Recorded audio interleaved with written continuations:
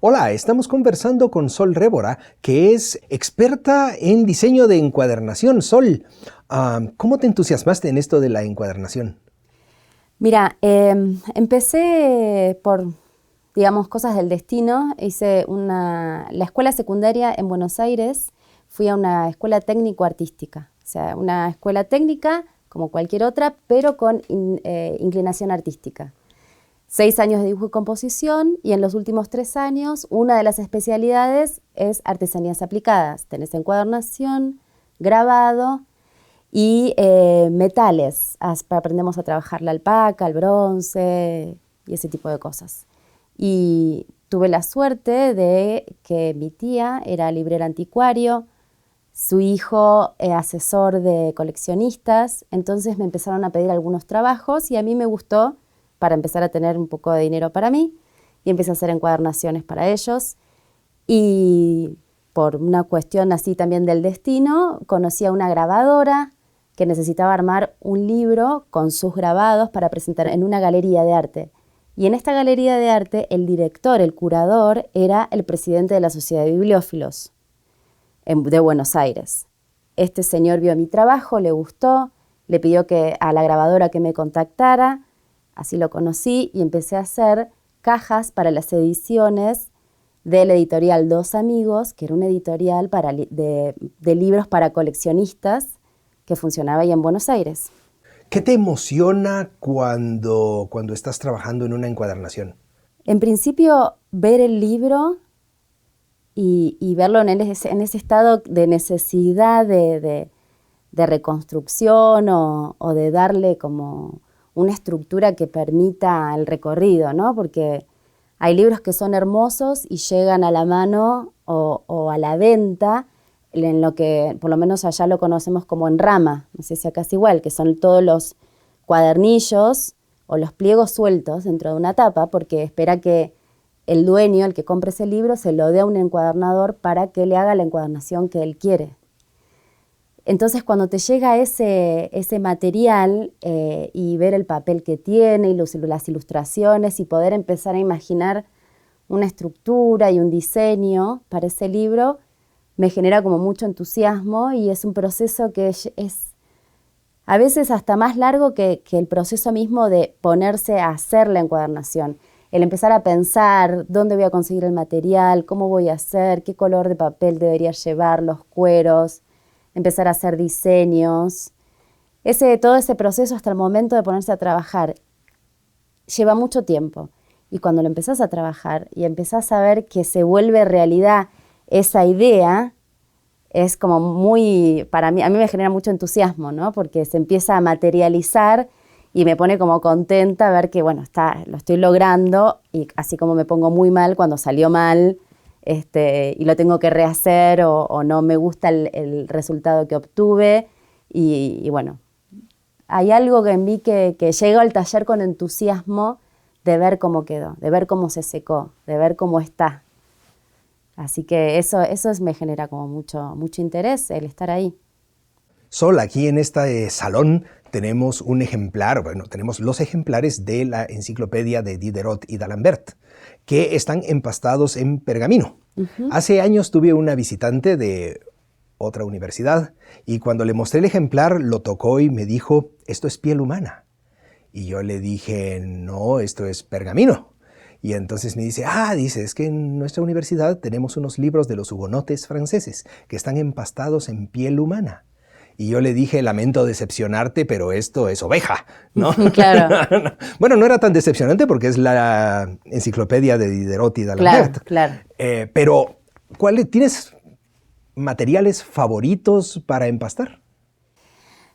Sí, el cuero definitivamente, no el pergamino. El pergamino es hermoso, pero es mucho más limitado en los procesos de diseño. Es un material difícil, muy difícil de conseguir para empezar, por lo menos en Argentina. No se consiguen, no se fabrican pergaminos para encuadernación. Y si tuviera que traerlos de algún otro país donde sí se fabrican, son carísimos. Y las posibilidades de trabajo, de diseño, son mucho más limitadas que los cueros de vaca o los cueros de cabra, sean producidos para encuadernación específicamente o para textiles. Entonces, el cuero tiene una cantidad de posibilidades en la manipulación, digamos, en el trabajo y en las distintas técnicas que se pueden usar de mosaicos, con relieves, con bajos relieves, planos, incrustado, falso mosaico. Se pueden pintar, se pueden marcar, grabar en la prensa con alguna textura que uno le ponga. Entonces es tan dúctil, digamos, que te da mucha posibilidad. Y además hay una cantidad de colores interminable, ¿no? Y de texturas diferentes, por los granos, porque se pueden usar cualquier tipo de cueros, todos con técnicas diferentes, pero se pueden aplicar tiene tantas posibilidades que es como el favorito. El papel me encanta también.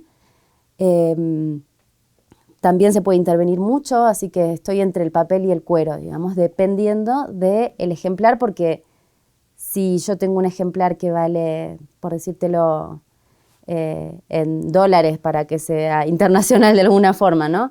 Si vale $50, no es lo mismo que si vale $1.500. Entonces, si yo tengo un libro de $1.500, no puedo pensar en hacer una encuadernación solo en papel, porque tiene menor valor de alguna forma. Y si tengo un libro de $50, no puedo pensar en hacerle un pleno cuero con mosaico porque tampoco tiene la encuadernación, el diseño de la encuadernación tiene que estar pensado también en relación al valor del libro, además de un montón de otras cosas, ¿no? ¿Te ha indignado alguna vez una encuadernación? Sí, sí, hay cosas que están muy mal hechas y que realmente le han hecho mucho daño al libro.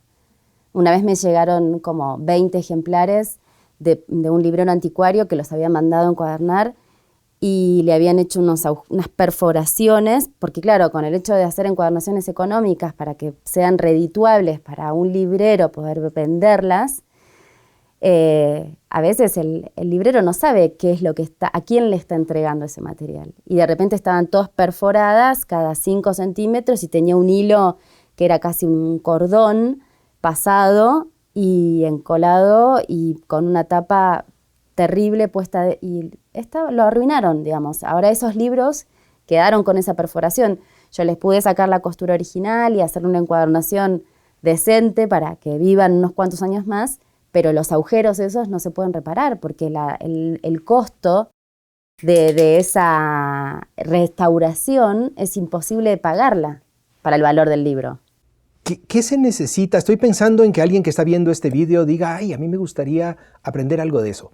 ¿Qué se necesita en una persona para interesarse por la encuadernación, para entrenarse y para tener talento? Yo creo que todo se aprende. Mis alumnos vienen desde del diseño gráfico, de que han llegado al libro porque les interesó hacer un cuaderno en blanco y se empiezan a enterar del mundo tan amplio que es la encuadernación para libros y que incluye también a la restauración, todos los criterios de conservación. Me parece que lo más importante es que tiene que tener un interés particular por el trabajo manual, paciencia, porque necesita mucha paciencia, el aprender lleva mucho tiempo, las manos tardan mucho más tiempo que la cabeza en entender qué es lo que tiene que hacer, ¿no es cierto? Yo te puedo enseñar a hacer una encuadernación y decirte los pasos y vos anotás todo, pero en el momento de hacerlo, las manos son torpes porque no conocen, entonces hay que darle tiempo a las manos a que lleguen a entender. Y yo creo que lleva por lo menos 1 o 2 años, según yo veo el proceso que llevan la mayoría de mis alumnos, en algunos con más mano, otros con más cabeza, digamos, ¿no? Cada uno tiene su facilidad puesta en distintos lugares, pero al cabo de 2 años es como que uno puede tener como mucha más soltura y poder empezar a diseñar y a pensar y por ahí creo que es un proceso que para poder realmente sentirse libre para diseñar y para tomar un libro con conocimiento y llevar adelante el proceso de diseño y de encuadernación de un libro, yo creo que lleva unos 10 años, ¿no? Yo lo comparo siempre mucho con una carrera universitaria que uno tiene que hacérsela sola porque por lo menos en lo que respecta a Latinoamérica, no existe una universidad que se dedique únicamente a la encuadernación, como sí por ahí hubo o hay todavía en Europa. Entonces uno tiene que armárselo solo, ¿no? Decir, bueno, empiezo por acá para conocer costuras, sigo por allá para conocer estructuras y con este otro para poder aprender técnicas decorativas y de a poco ir juntando toda la información, y es mucha práctica, verdaderamente. La práctica son las horas de lectura, ¿cierto? O sea, no hace falta quizá leer tanto tiempo como por ahí requiere medicina, aunque tiene mucha práctica, o la arquitectura, pero necesita verdaderamente mucho tiempo de práctica para poder incorporar y trabajar con conocimiento, digamos. Y eso es algo que es importante tener respeto porque estamos trabajando con libros y los libros son importantes. Por supuesto, a nivel editorial hay unos que son mucho más importantes que otros, pero hay una idea que uno tiene que tener en cuenta, que yo puedo estar haciendo hoy un libro en blanco, quizás un poco extremista, ¿no? Pero yo puedo estar haciendo un libro en blanco que lo voy a vender a un artista plástico que un día pasó por mi tienda y se llevó el libro, y este artista plástico lo va a pintar y lo va a intervenir, y quizá este artista plástico está comenzando y en 30 años resulta que es un artista plástico muy, muy valioso en la historia, ¿no? Supongamos. El libro se constituye en un objeto que transmite conocimiento, y con ese valor es importante tener en cuenta que el libro tiene que abrir y que tiene que perdurar en el tiempo. Y con ese criterio es que uno tiene que hacer los libros. Por eso creo que lleva tiempo el hecho de ponerse a trabajar con cierto material. Sol, ¿cuál ha sido el libro más emocionante, más emotivo, más fascinante que has intervenido? Hay varios, por suerte, pero hay uno que tiene algo particular, creo yo, porque también veo la respuesta de la gente, ¿no? Cuando se encuentra con ese libro, y es un ejemplar de Alicia en el País de las Maravillas, editado en Buenos Aires por la editorial Dos Amigos. Está ilustrado por una grabadora argentina que se llamaba Alicia Schiavino, que es una de las grabadoras más importantes que tuvo la Argentina. Y es bellísimo el libro. Y hubo una comunicación que de alguna forma yo tuve en particular con ese libro, y la encuadernación tiene todo un cuero blanco que tiene una historia al conseguir ese cuero, cómo llegó a mis manos, y tiene unas flores con muchos colores, y yo creo que tiene un poquito de magia ese libro, tanto el libro como la encuadernación. Hubo un lindo casamiento ahí, ¿no? Y a mí me generó mucha satisfacción hacerlo, y todavía me gusta porque hay una respuesta de la gente. Estuve en una exposición y lo puse en la exposición y hubo gente que se sacó fotos con el libro. Cuando se lo entregué al dueño del libro, lo miró y la primera impresión fue como, se vio como un brillo en sus ojos y me dijo, me cambiaste el día. Y eso fue como hermoso, ¿no? Y todavía pasa que a la gente le gusta mucho. Finalmente, Sol, si alguien se acerca y te dice o te pregunta, ¿por dónde me recomiendas empezar si quiero interesarme en encuadernación y diseño de encuadernación? ¿Qué le recomendarías? Empezar por lo que llamamos estructura Bradel, que es, la estructura Bradel es toda estructura en la cual vos construís el bloc por un lado, la tapa por el otro, y una vez que la tapa está terminada, se unen. Esa es como la estructura, es una estructura que se puede utilizar para una gran variedad de calidad de ediciones. Podemos hablar de libros en blanco como libros impresos, libros de firmas. Es simple, pero es compleja. Lleva tiempo aprender a hacerla, pero no es complicada en la construcción, en la cantidad de pasos. Entonces, hablando de estructuras, digamos, si uno busca un curso, de decir, a ver qué puedo aprender, yo iría a esa estructura Bradel. Después, en el mundo entero hay distintos maestros y distintas, creo que uno debe empezar por quien esté más cerca, ¿no? Para para ver si bueno, me interesa, pero verdaderamente me interesa estar ahí aprendiendo a hacer libros. Así que supongo que buscar dentro de cerca a su ciudad o a su país, algún maestro, alguien que vea que le gusta cómo trabaja, conocer a lo mejor un poquito del estudio que tuvo esa persona, como para saber si es confiable, y empezar por una estructura de esas. Y después creo que la formación artística también tiene que ir de la mano. No va solo, no es algo que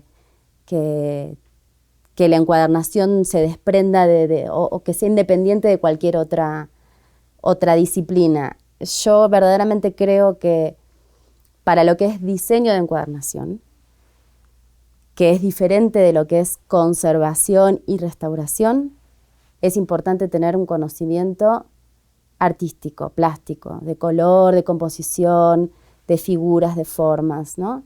Para poder diseñar. Y tiene que ir también complementado con encuadernación, con conservación o restauración, porque van unidos. Esto quiere decir que uno puede asesorarse con un restaurador o con un conservador, decir, bueno, me llegó este libro, ¿cómo lo abordo?